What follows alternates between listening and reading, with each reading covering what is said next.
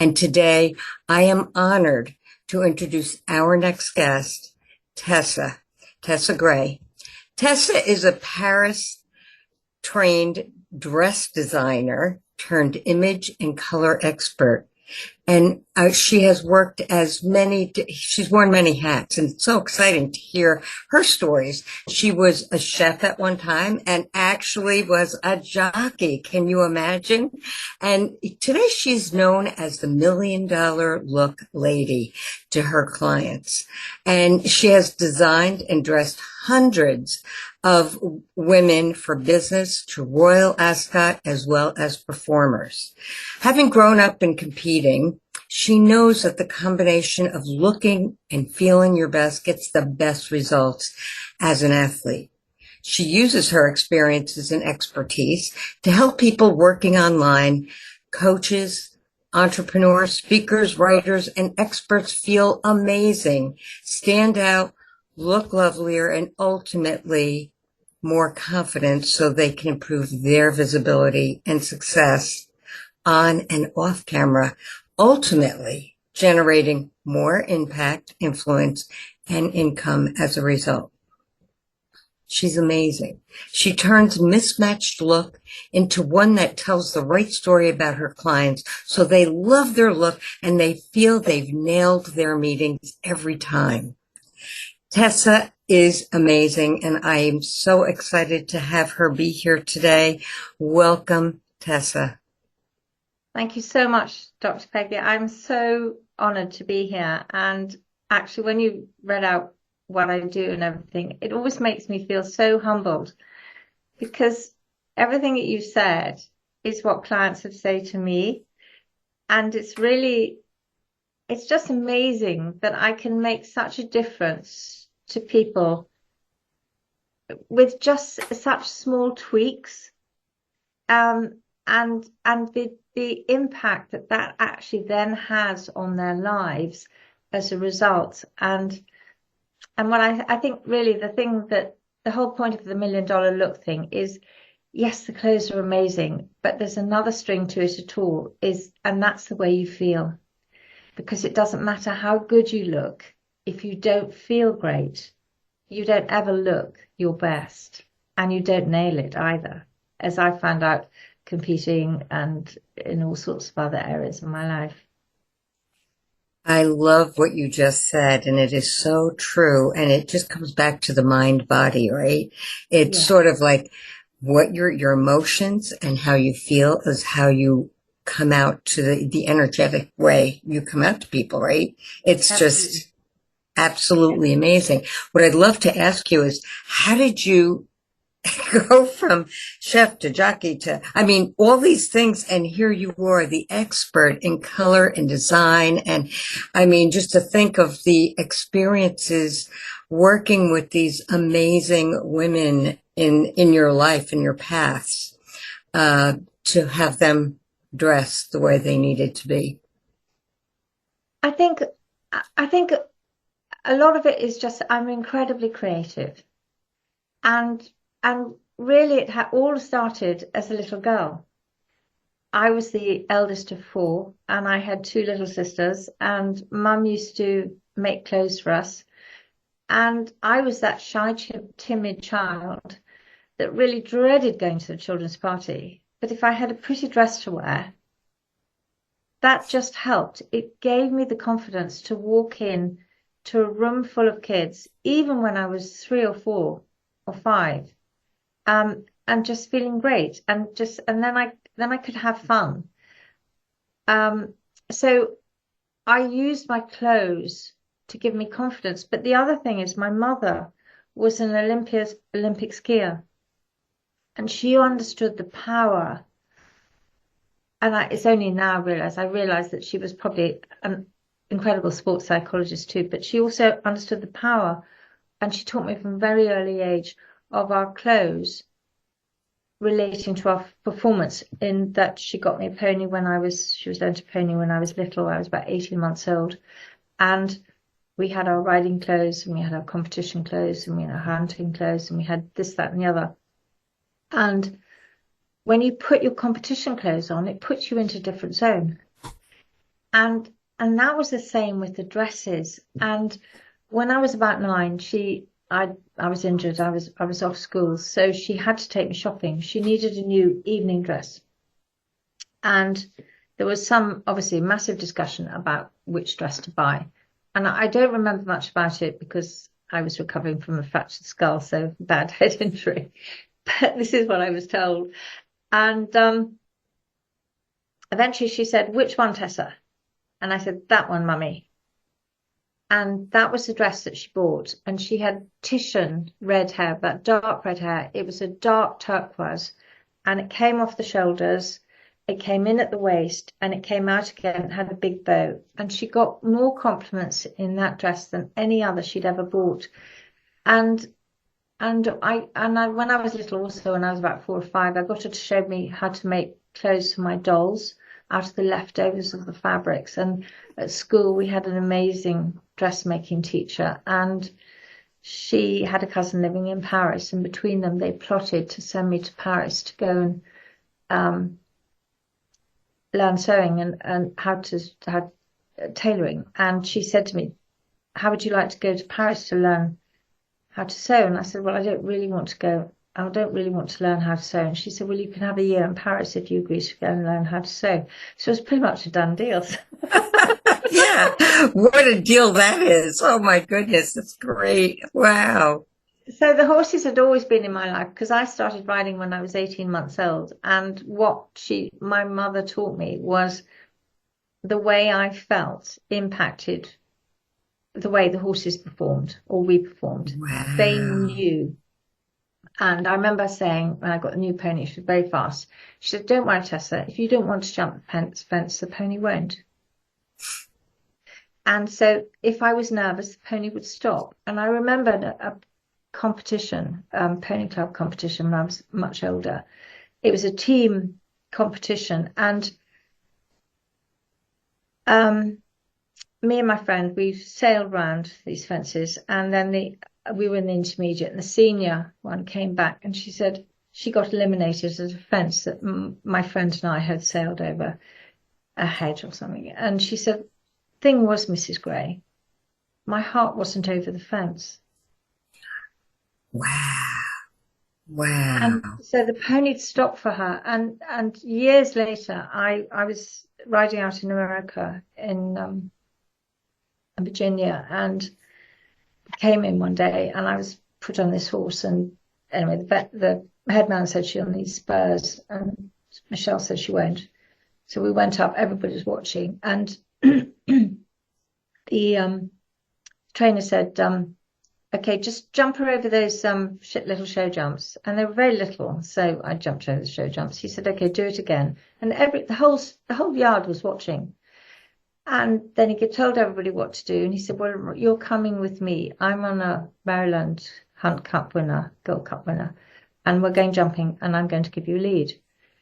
And the first fence, he looked around to see if I jumped it. And anyway, that went on for about the next 6 fences. And I thought, this is a bit weird. And anyway, we spent an hour and a half jumping around the field, around the farm. And when we got back, Michelle said, "How was she?" And I said, "She was brilliant."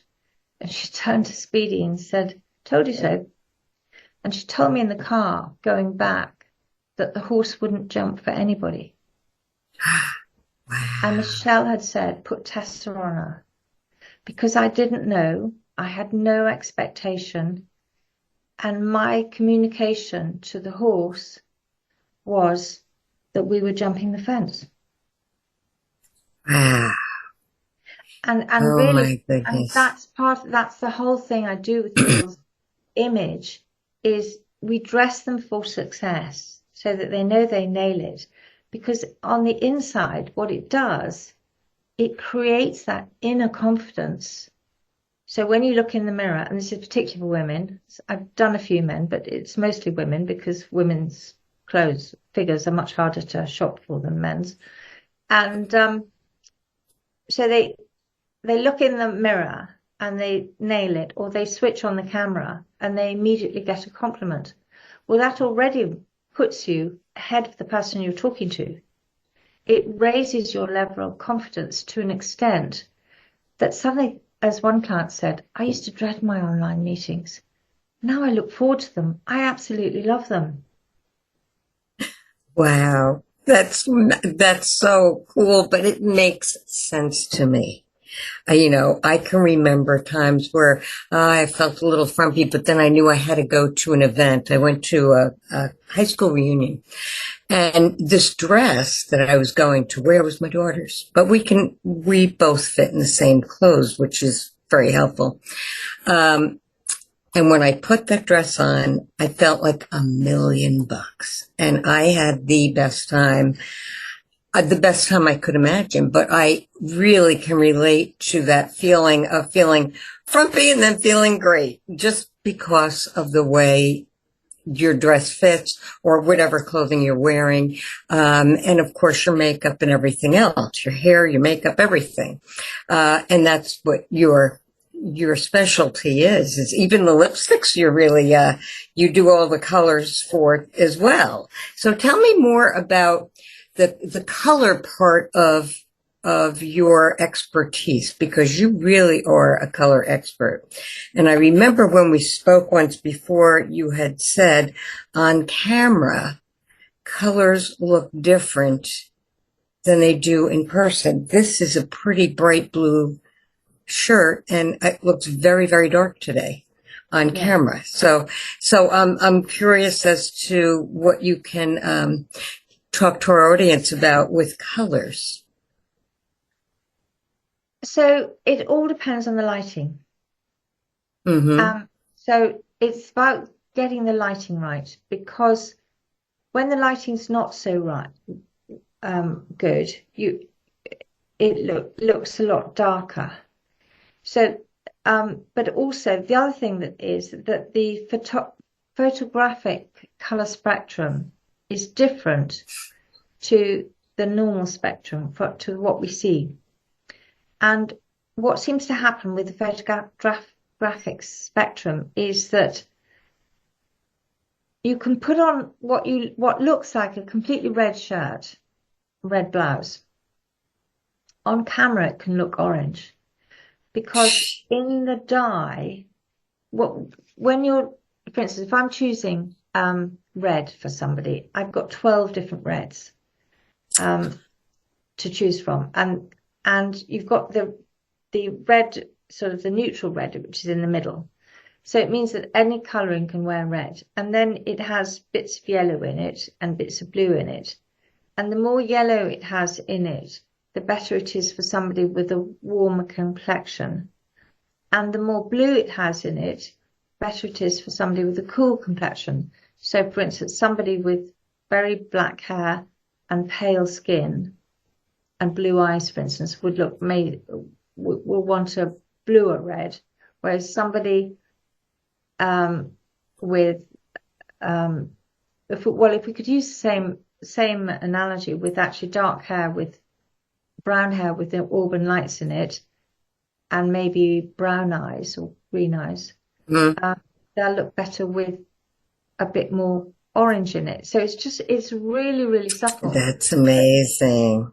Photographic camera seems to pick up the warmer colors, because I know somebody was hosting an event, and she said, "Oh, well, Tessa says I look great in red. That's why I'm wearing red." And I hated to tell her that actually it looked orange on screen, and she had no idea. And orange was a color that she wouldn't wear. It didn't actually matter, because it really quite suited her. It was fine. She didn't need the blue red. But I think if she'd realized that it looked orange,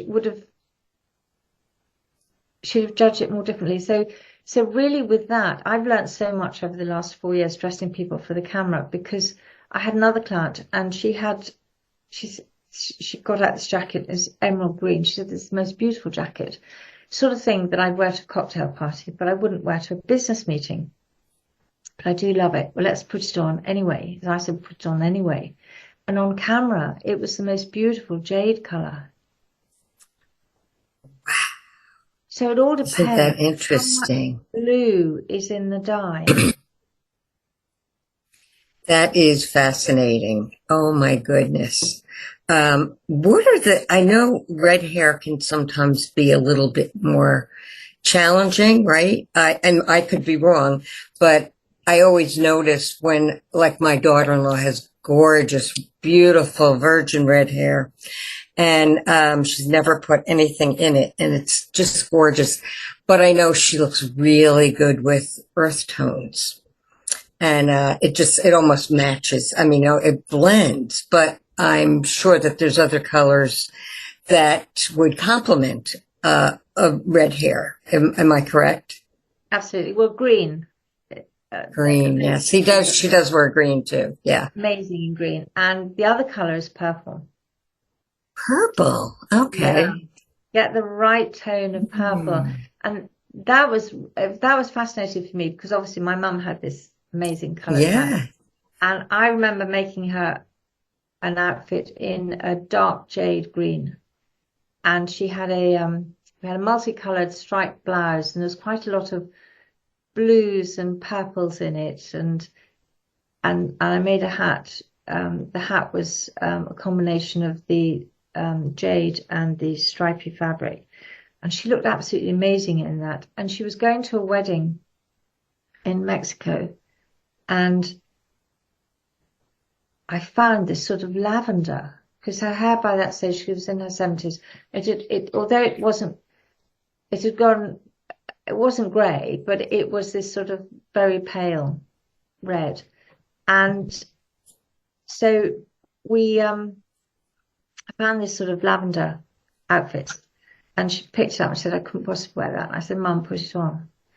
And she looked amazing in it. And we got her a jacket, a skirt, a pair of trousers and a top.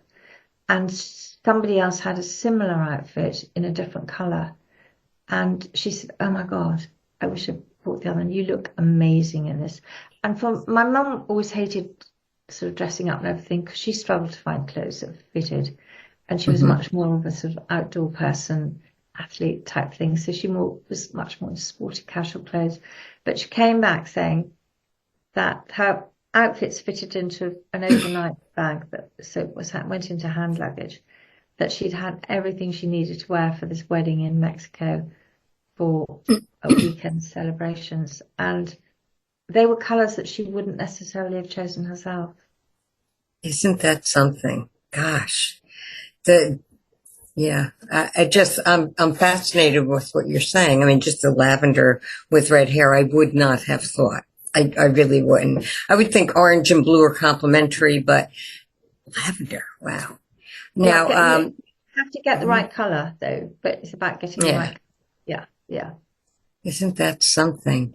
So when it comes to really putting yourself out there, especially we're talking a little bit more about online, which is important today because of the way it is on everybody's online. I think your lighting is, I don't know what's going on with your lighting there. Yeah. But what are some of the biggest tips you can suggest to people who want to convey confidence as far as maybe they have a good color on, but what else is with their appearance, like their makeup or their hair or anything like that, because it's all together, right? Absolutely. Well, I think the thing is to get dressed for online, especially on camera. It's a really good idea to wear some makeup. I'm not a big makeup girl, but I wore more makeup when I first went online than I had done in the previous, I don't know, 2 years or something. Everything just wore out because actually it smooths the skin tone, and a little bit of blusher gives you some shape. I haven't got very much on at the moment, but I have got a bit, and it just highlights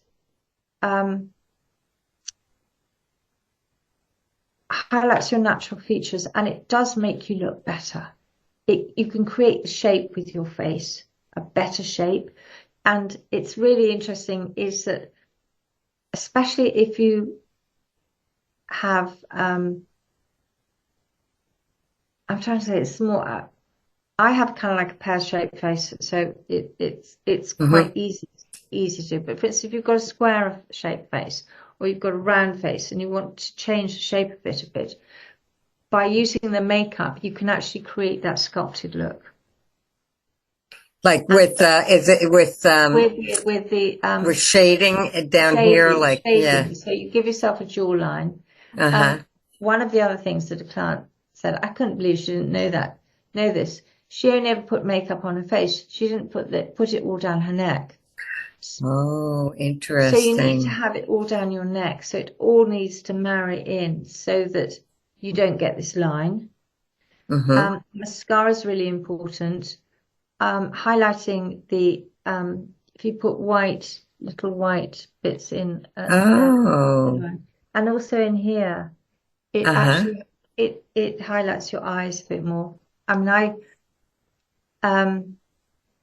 there's quite a lot you can talk about makeup, and I've actually done a class on it really, but it's always have your hair um, looking good because people judge you. People make a judgment about you in less than time than you can say grandmother. Wow. So it's really important. And the other thing that is really important is actually lipstick. To go back to Hmm. what we were talking about with the colors of red, Hmm. try it out online because again, if it's got, it may look okay and then you put it on, but if it's got more orange in it, and for instance, like here, if I've got a slightly bluier top. So if my lipstick was orange, that's a complete mismatch. I see. In the mirror, it probably looks fine, Hmm. but because of what we talked about, it may not. So always check that out because that is we make we make we make opinions based on what we see based on fight or flight. It's just in our DNA. We can't stop it. But and it takes 18 half-hour meeting, 30-minute meetings or 9 hours to undo a first impression if you can. And the things that people notice will notice if the colours don't match. They'll also notice if you're mixing and matching warm and cool tones. That Huh. also creates a mismatch visually. So for the audience, give examples of mixing warm and cool tones because not everyone understands what those are. So if you think of warm tones as being sunny tones, think of an orange or a mango, sunshine. It's so actually I'm a really good example of a mixture. So my hair is cool because I've got Hmm. grey in it, but it was originally black with red highlights. I've got green eyes and freckles. So my skin tone is warm and my eyes are warm, but my hair is now cool. So this means that I can wear a bigger combination of colors. So if I had, okay, this is a good example. Okay, Okay, I can see that gold. that's gold. So that is a warm tone. Okay, okay. So this is warm. Hmm. Not great on me, but that's much better. But when people make a mistake is when they mix their background. So for instance, if they had a cool background and they're wearing warm things, that create warm clothes, that makes a difference. So blue is a really common background for people to use. So it's really important when you use it, when you have a blue background, is to get the right blue and because if you use a neutral blue, you'll be all right. But if you use something that's too pale, it's got too much white in it, it will wash you out. Okay, okay. So if you've got or a white background, that's another thing. A white Hmm. background would completely wash you out. That's interesting. Wow. So, for So it instance, makes sense. Yeah, it makes sense why they always, when we were younger and you'd go to a photographer, it was always blue. It was always a blue background on professional photography, yeah, as I recall, you know. yeah. And if you think about, I don't know what it's like over in America, but certainly on the people reading the news and the BBC studios, the ITV and everything, they're very often, and when they're doing presenting things like the Olympics, they'll have different colors behind them, but very often it's blue. Hmm. That's interesting. I'll have to notice it now. Yeah, watching any show, like Yeah. what, yeah, especially the broadcasters, right? Yeah, the broadcasters. Have a look at what the broadcasters have got behind them. Mm-hmm, It's so, especially when they're reading the news, it's very often it's blue. And the other thing is not to have too busy a background, mm-hmm, mm-hmm. because people want to be able to concentrate on what you're saying rather than what's going on in your background. That makes perfect sense. Perfect sense. Now, so when you think about, you know, people that come to you, what do you hear from them as their biggest concerns about what they want to fix as far as being present online?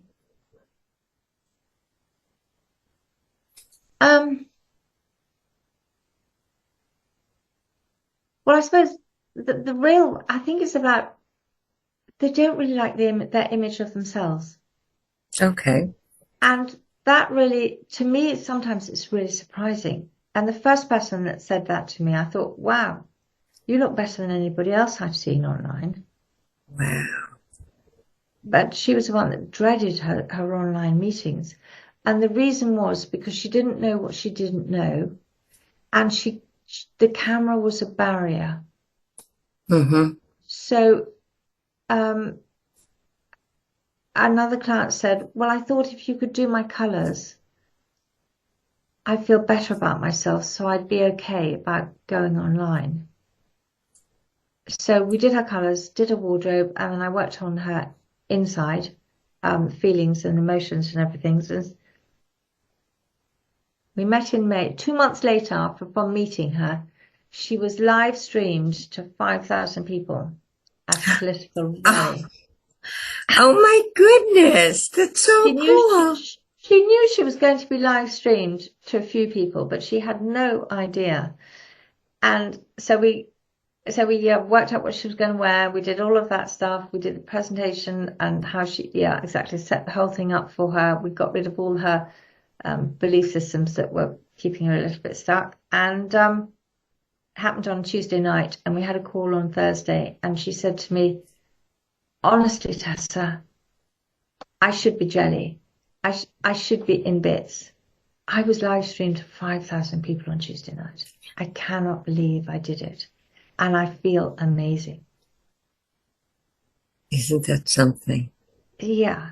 So really, I think we all have this inner voice. And the other thing that is happening is that because people have got so used to Zoom, is they're kind of turning it up and treating it, oh, we can do Zoom and we can do it anywhere from our home. And they're not really respecting,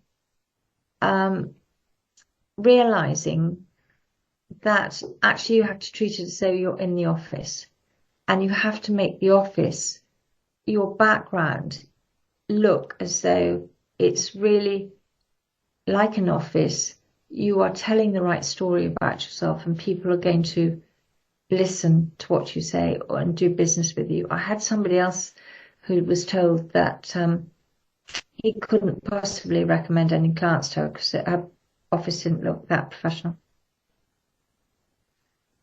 And she taught him. She worked in financial services, and she taught him. But when lockdown happened, that's what happened. So we tweaked a few things. And when I explained to her about first impressions, she said, no, I understand, because the guy was quite OCD, that sort of that sort of thing. And she had a few papers on a cabinet in the background. It wasn't that messy, her office. And I think she'd been teaching yoga, so she was in a yoga top, and she didn't think that she had to turn up looking as though she was dressed for business because it was, Wow. yeah, Okay. because she knew the And guy. yeah, yeah. And it's so often you do see people get on a Zoom and they're either in bed or they're in a room that's in total disarray, or, the background really makes an impression. I know for me it does. When I'm watching somebody, if it looks very unkempt or chaotic, it's distracting. Well, yes, and are you actually going to follow up with that person? Not likely. No, not likely. It's very interesting what you're bringing out here. And I think all the listeners are probably learning so much. So guys, everybody listening, remember your background is important. Don't have a mess behind you. And think about your hair, your makeup, your colors, all the things that Tessa has gracefully presented to us today. It's amazing. And I know that people are going to want to get in touch with you. And I'm hoping you're going to offer a workshop soon, because I would love for everybody that's listening and watching to be able to attend one of your workshops, because they're amazing. So tell me how they can get in touch with you. I know we'll have a lot in the show notes, but is there any last words or anything you'd like to say? Well, oh gosh, yes. Yes, well, the links will be, Dr. Peggy's got the links for the workshop. I usually run them once a month, possibly twice a month. I have one link which will go to it.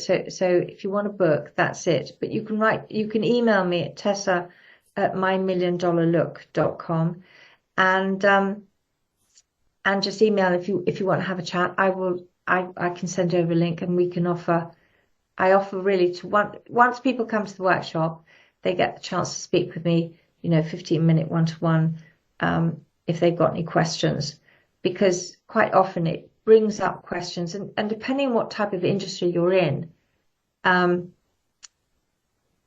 it depends on, what you need to look like and how we can tweak it, and it's also where you're working from, because a lot of people don't realize you don't need a big, great space. You just need to have it really well organized, really well lit, and for you to feel comfortable. And the whole point of it is you need to feel comfortable, because when you switch that camera on, you need to know that you're nailing it. Because when you do that, people buy your energy, they buy your enthusiasm, and they're much more likely to follow up with you. Wonderful, wonderful. Boy, oh boy, we are all so grateful for your wisdom and your candor. And I mean, just listening to your background and how you learned about, competition, for goodness sakes, riding a horse at 18 months. So it's really it's wonderful to get to really know who Tessa is and to hear all of your wonderful experiences in life and what you've done for a lot of women to feel more confident. And we appreciate all that you do. So I want to thank you so much for being on our podcast today. And I will make sure everybody gets the notes and gets to her next workshop for sure. Thank you, Tess. Thank you so much, Dr. Peggy. It's been an honor to be here. And I do hope, listeners, if you've enjoyed it, do sign up. And I'd love to see you there. And if I can help you in any way, I would love to. It is my joy to make people feel and look good. Oh, thank you.